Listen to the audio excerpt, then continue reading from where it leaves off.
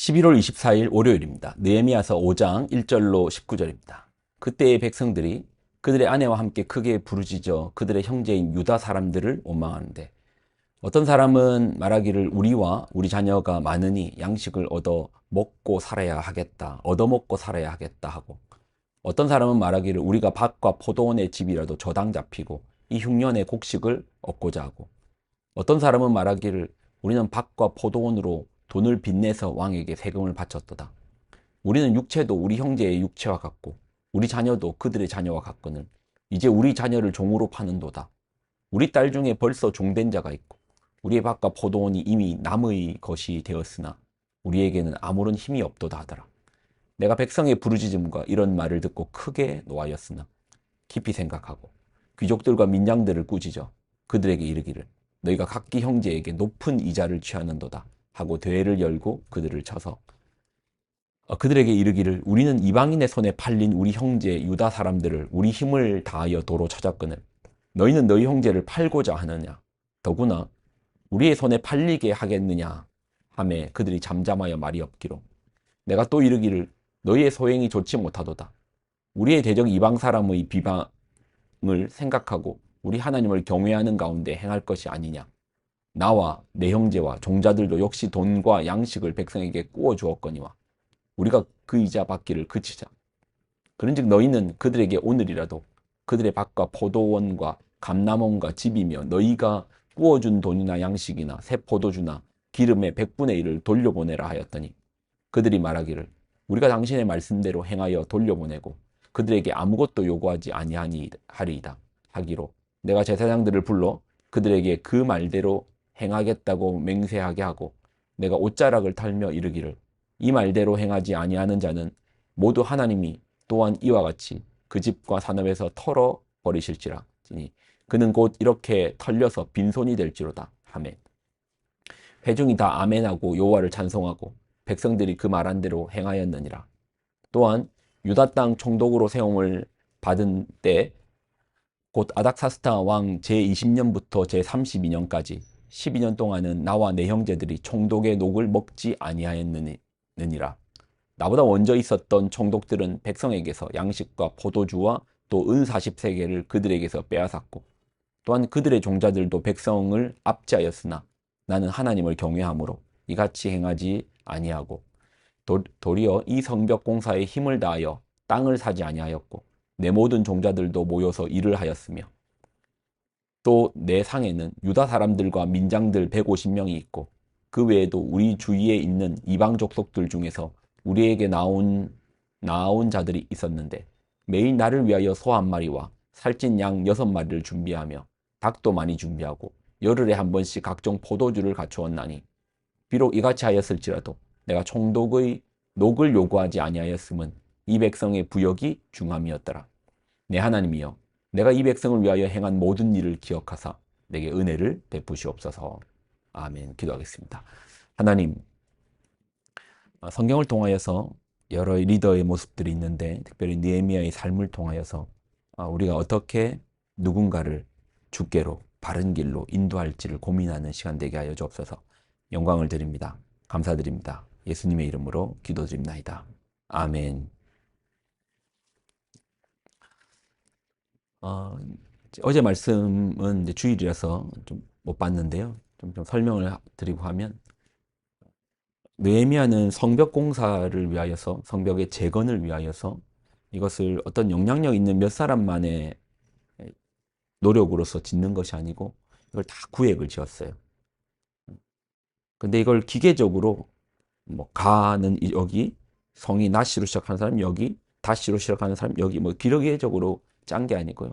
각 사람들의 형편과 그 사람의 특징과 그 집의 거리와 이런 것들을 다 고민하여서 이렇게 짜서 성벽 공사가 시작된 것입니다.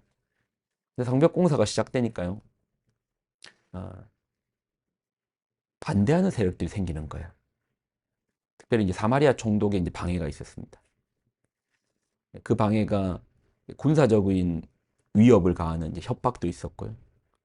그러니까 어떻게 하든지 성벽을 공사하지 못하게끔 그렇게 두려움을 심겨주는 이야기들이 있었는데 그때 이제 리더의 자격이 느헤미야의 노력이 보이는데 보통 이제 리더의 자격이 없는 사람은 이럴 때 이제 회피하잖아요. 근데 참된 리더는 그럴 때 길을 만들더라고요.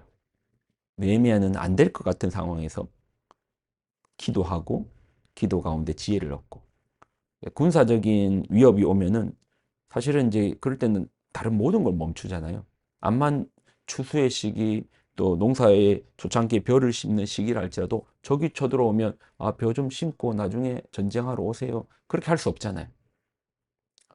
그러니까 이제 성벽 건축 같은 경우도 아니, 적이 쳐들어온다고 하면은 이걸 다 놓아야 될 것 같은데 그러면 만약에 이것이 그냥 그들의 협박으로 끝나면 건축은 건축대로 못하고 그냥 긴장감 속에서만 끝나버려야 되니까 그때 이제 느헤미야는 군사 장비를 가지고 성을 지키면서 건축하는 방식으로서 이 성을 계속해서 지어 나가고 있었거든요. 자, 이제 첫 번째 문제였고, 이제 두 번째 문제는 오늘 본문인데, 진짜 문제는요, 언제나 외부에 있지 않더라고요. 내부에 있더라고요. 한 공동체가 문제가 생길 때, 뭐 외부의 뭐 경제적인 위기, 또 외부의 누군가의 협박, 이것도 있지만, 가장 큰 문제는 내부 안에서의 분열이 가장 큰 문제지 않습니까? 오히려 외부의 공격이 들어올 때 내부에 있는 사람들이 똘똘 뭉치면 더 높은 시너지를 낼 때도 있잖아요. 근데 그 가운데 분열이 되면은 공동체가 스스로 무너지는 것이죠. 로마의 멸망 같은 경우도 외부의 적에 의해서 무너진 것이 아니고 내부의 문제로 그렇게 무너진 것이죠. 자, 느헤미야 시절을 보면 일단 가난했거든요. 거기에 느헤미야가 성벽을 공사할 때 가뭄까지 들었나 봅니다. 그들은 포로에서 귀향해 온 공동체입니다. 터전이 다 무너진 상황 가운데서 다시 시작돼야 되는 재건의 공동체였습니다. 이미 부모 세대가 갖추어 둔 것을 그 이어받는 세대와는 비교가 되어지지 않는 다 황폐되었고 다 빼앗긴 상황 가운데 처음부터 다시 읽으면서 시작돼야 되는 재건의 시기였습니다. 그러니까 그 자체로도 힘든 거예요. 당연히 가난했고요. 그 상황 가운데 이런 불만들이 들리기 시작합니다. 사람들이 와서 느헤미야 앞에서 울어요. 예. 예. 울면서 뭐라고 말하냐고 들어보니까 우리와 우리의 자녀들이 먹을 게 없다. 이런 소식이 들려요. 우리가 지금 밭과 포도원이 저당 잡혔다. 흉년이다. 곡식이 없어서 밭과 포도원이 저당 잡혔다. 당장은 먹었는데 그 다음 농사를 지으려고 보니까 이게 내게 아니니까 산림의 거미줄을 칠 수 없으니까 또 빌려야 되는 거야. 그러니까 또 빚을 내고 그래도 안 되니까 자녀들을 종으로 팔았다. 제 애나 똑같은 귀한 자녀인데 내 귀한 자녀들을 내가 돈이 없어가지고 팔았다. 너무 힘들다. 이런 이야기를 느헤미야가 들은 겁니다. 내부 안에 이런 문제가 생긴 거예요.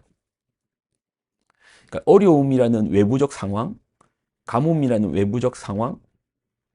그런데 이게 이제 내부적 문제가 되는 게 누군가의 불행을, 누군가의 어려움을 기회로 잡고 이걸 이렇게 활동하는 사람이 있는 거예요.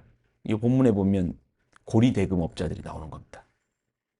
사람들이 너무 힘드니까 돈을 빌려야 되고 어려운 가운데 누구한테 하소연을 하는데 아 그래 당장 급하잖아요.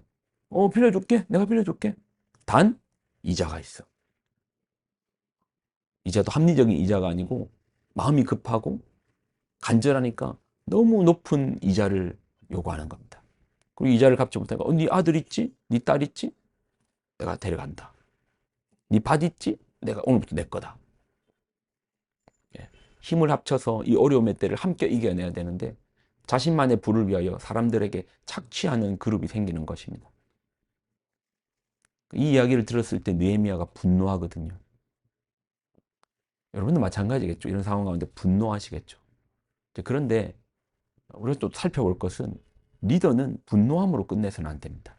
6절을 보면 내가 백성의 부르짖음과 이 말을 듣고 크게 노하였으나 이럴 때 아유 뭐 그 너희가 알아서 해. 나 모르는 일이다. 아유 뭐 너희 먹고 사는 문제 내가 알아서 해. 그것도 아니지만 분노하는 것. 분노도 필요하죠. 그렇죠? 그 분노가 감정의 분노로만 끝내서는 안 돼요. 7절을 보면 깊이 생각하고 사람이 분노하면, 감정적 분노가 끌어오르면 생각이 일단 짧아집니다. 소리부터 먼저 지르잖아요. 근데 느헤미야는요, 그 상황 가운데, 그의 분노 가운데 깊이 생각했습니다. 깊이 생각한 거야. 감정적 분노로 하면 생각이 좁아지고 급해지고 시야가 오히려 더 줄어드는데, 그 상황 가운데 그는 멈췄고 깊이 생각을 합니다. 그리고 이 부분을 바꿀 길을 여는 거예요. 먼저 했던 게 그 고리대금업자들을 불러요. 자기들이 그들의 잘못이 무엇인지를 설명해 주는 겁니다. 너희가 한 행동은 너희 형제를 파는 거다. 가끔요, 가해자가 있고 피해자가 있잖아요. 피해자 입장에서는 죽을 것 같은 괴로움이에요. 특히 학교 폭력 같은 경우에 맞는 사람 입장에서는 죽을 것 같은 공포고 괴로움이에요. 근데 가해자는요, 가해자였던 아이들은 너뭐 특별히 한 거 없는데, 나 그냥 장난친 건데, 제 장난이 좀 과했나요? 이렇게 접근할 수 있습니다. 이 고리대금 업자 가운데도 아니 좀 힘든 상황이고 나도 어려웠고 뭐 돈을 빌려주는 게 쉬운 게 아니니까 그래서 이자 좀 많이 받았습니다. 그게 그렇게 큰 문제인가요? 그렇게 할 수 있죠. 어려운 상황 가운데 이자 많이 받는 게 뭐 문제인가요? 네. 피해자의 고통을 모르니까, 누군가에게 피해를 당하는 사람이 그 고통을 모르니까 그걸 가볍게 보니까 가해자는 뭐 그게 그렇게 큰 문제입니까? 근데 느헤미야는 가해자들의 잘못에 대하여서, 피해자들의 상처에 대해서 소상하게 설명해 줍니다. 이거 사람 사고 파는 행위다. 우리 한번 전쟁 겪어보지 않았냐? 우리도 한번 팔려보지 않았냐? 그 똑같은 거 너희가 동족끼리 하고 있는 거다. 어떻게 그럴 수가 있냐? 그럼으로써 그 가해자들에게 바른 길을 제시합니다. 우리 이자 받는 거 멈추자. 그리고 그들에게 다시 기회를 좀 주자. 너희 포도원, 감남원 아무것도 없잖아. 우린 좀 여유가 있으니까 100분의 1이라도 그들이 좀 다시 일어설 수 있도록 우리 한번 줘보자. 가끔 우리가 피해자 보호는 익숙한데 가해자에 대해서는 공동체에서 그냥 잘라낼 생각만 합니다. 저 사람 잘못했지? 가해자지? 잘라낼 생각만 하는데, 성경적 방법은 잘라내는 게 능사가 아닙니다. 그들로 하여금 바른 길을 다시 걷게끔 인도하는 것이 더 바른 제시입니다. 느헤미야는 그들에게 바른 길을 제시했고 그들의 틀림에 대해서도 말해주었고 바른 길을 제시하니까 그들 역시 다시금 공동체 안에서 함께 더불어 살 수 있는 길로 인도하는 것이죠. 우리 안에 이런 모습이 있기를 바랍니다. 기도하겠습니다. 하나님 주신 말씀을 귀하게 붙듭니다. 우리로 주의 말씀 가운데 거하게 하여 주옵소서. 말씀이 주는 참된 리더십의 모습을 우리에게 가르치사 우리가 그 길 위에 서 있게 하여 주옵소서. 영광을 드립니다. 예수님의 이름으로 기도드립나이다. 아멘.